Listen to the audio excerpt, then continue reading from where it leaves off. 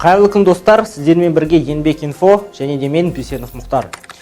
Бізге хабарласқан адамдардың арасында еңбекке уақытша қабілетсіздік бойынша сұрағандар көп болатын.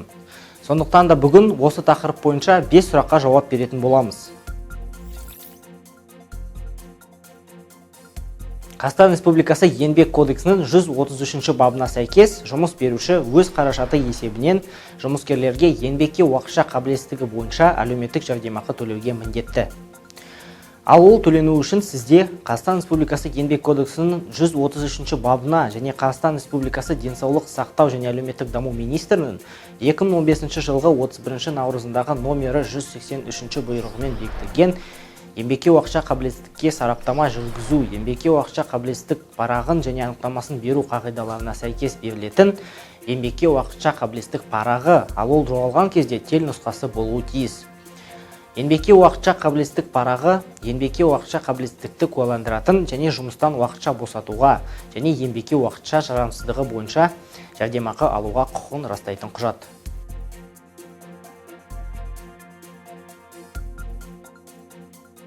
Рұқсаттар және хабарламалар туралы 2014 жылғы 16 мамырдағы Қазақстан Республикасының заңына сәйкес берілетін еңбекке уақытша қабілетсіздікті сараптау жүргізуді қамтитын медициналық қызметтің түрін жүзеге асыруға лицензиясы болған жағдайда мемлекеттік және жеке меншік нысандағы медициналық ұйымдардың, сондай-ақ жеке медициналық практикамен айналысатын дәрігерлер береді.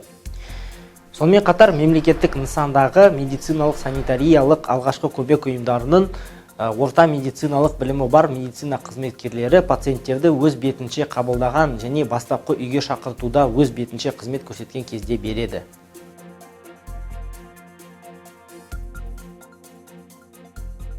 Қазақстан Республикасы Еңбек кодексінің 133 бабының 3 тармағына сәйкес еңбекке уақытша қабілетсіздігі бойынша әлеуметтік жәрдемақылар жұмыскерлерге еңбекке қабілетсіздіктің бірінші күнінен бастап жұмысқа қабілеттілігі қалпына келген күнге дейін немесе мүгедектік белгіленгенге дейін Қазақстан Республикасының заңнамасына сәйкес төленеді. Жәрдемақы еңбекке уақытша қабілетсіздік парағында белгіленген мерзімге жұмыс істейтін орны бойынша төленеді. Еңбекке уақытша қабілетсіздік парағы жүктілігі мен босануын, сондай Қазақстан Республикасы Денсаулық сақтау және әлеуметтік даму министрінің 2015 жылғы 28 желтоқсандағы номері 1033 бұйрығымен бекітілген аурулардың тізбесіне кіретін ауруларды қоспағанда 60 күнтізбелік күннен аспайтын мерзімге беріледі. Яғни, егер де жүктілік пен босану не бұйрықтағы 434 аурудың біреуі болса, оның мерзімі 2 айдан асуы мүмкін.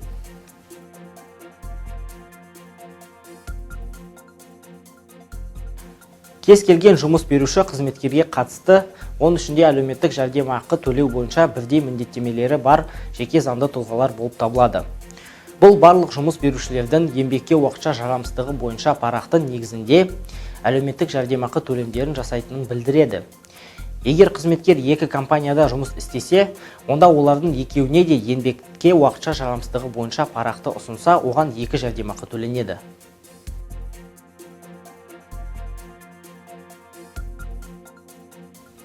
Жұмыс орны еңбекке қабілетсіздіктің бүкіл кезеңіне сақталады. Қазақстан Республикасы Еңбек кодексінің 54 бабына сәйкес, Қазақстан Республикасы Еңбек кодексінің 52 бабы 1 тармағының 1, 18, 20 және 23 тармақшаларында көзделген жағдайларды қоспағанда, жұмыскердің еңбекке уақытша қабілетсіздігі және демалыста жүрген кезеңінде жұмыс берушінің бастамасы бойынша еңбек шартын бұзуға жол берілмейді.